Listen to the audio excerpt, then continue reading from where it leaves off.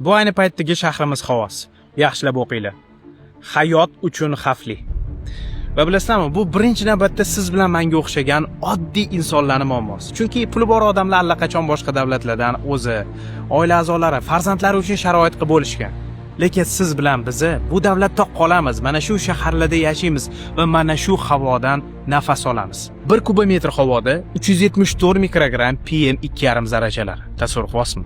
Bu bir kunda 25-30 ta sigaret chakish zarari bilan ekvivalent degan. Ya'ni siz umuman chakmasangiz ham bir kunda shunaqa katta dozadagi zahar yutyapsiz. PM 2,5 zarrachalari bu shunchaki chang emas, yo'q.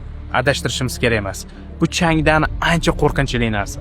PM 2,5 zarrachalari tushunishingiz uchun inson soch tolasidan 30 baravar ingichkaroq bo'ladi. Aynan shuning uchun u burnimizdagi filtrlardan ham, shilliq qavatdan ham, o'pkamizdan ham o'tib, to'g'ri qonimizga tushadi va infarkt, insult, astma va hatto o'pka saratonini chaqiradi. Bu zarralar shu darajada kichkinaki, hattoki homilador platsentasidan ham o'tib, hali tug'ilmagan chaqaloq organizmini zaharlaydi. Bularning hammasi allaqachon tasdiqlangan ilmiy faktlar. Qanaqasiga bularni bilib turib, bu muammoga ko'z yumishimiz mumkin. Endi sizlarda savol tug'iladi.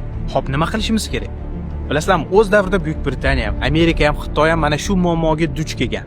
Va aynan siyosiy iroda mana shu muammoga qarshi effektiv kurashishga yordam bergan. Ya'ni hukumat bu muammoni eng birinchi raqamli prioritet masalaga aylantirishi va ifloslanish sabablarini aniqlab, unga qarshi kurashishni boshlashi shart va zarur.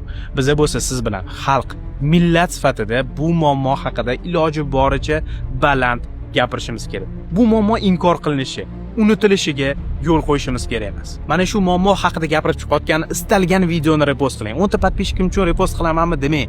Mas'uliyatsizlik mana shu joyda boshlanadi.